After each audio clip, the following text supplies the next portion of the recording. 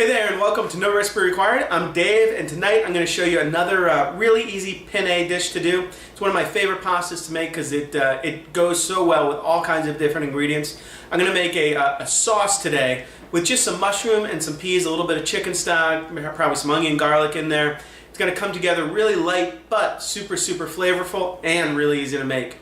Let's go ahead and get started. We're going to go ahead and start off our penne with mushrooms and peas. I got a pan kind of over medium-high heat or so, and I've got kind of 3 cups, not kind of 3 cups, I've got about 3 cups of crimini mushrooms. These are like baby portobellos. I'm just going to add them to the pan. I slice them because I want to keep the pieces fairly big, just so they're easy to eat in the pan along with our penne. We'll have enough small things with the peas in there. A little bit of pepper as well.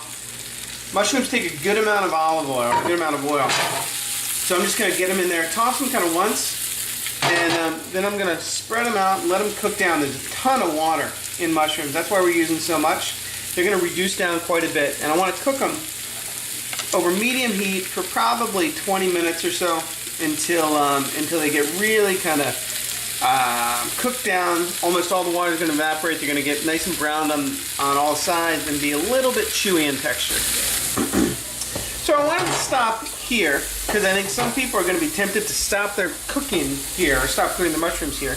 You can tell as I look at these, there's really not many with brown edges or brown sides. The mushroom is still kind of flabby.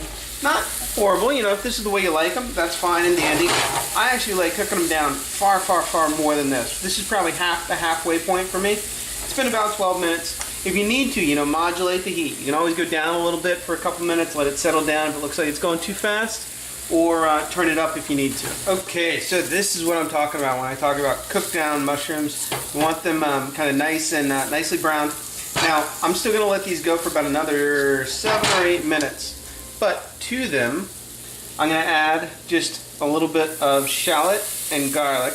About 1 kind of large shallot, medium shallot, and a little bit of garlic clove. And add a little bit more olive oil. I'm just going to let those kind of soften up along with the mushrooms. And my pasta, I just started, my penne I just started. This is going to become our sauce along with a little chicken stock, some cheese, couple other things. So my pasta is only a couple minutes, maybe 45 seconds a minute away from being nicely al dente. I'm going to add in some chicken stock. I've also got some fresh rosemary here that I'm just going to pick a little bit and throw in for a little bit of rosemary. I love how rosemary and mushrooms go together. And this is all just going to come up to a boil. We're going to deglaze the pan. And then I'm also going to add about maybe a third of a cup of frozen peas, and just let those kind of melt. Ooh, I'm gonna let them jump all over the place. Let those just kind of soften up while we drain the pasta. Okay, once we got our pasta drained, preferably before the kind of sauce or the chicken stock is all reduced, but if it is, reserve a little of that pasta water and just add a little bit back.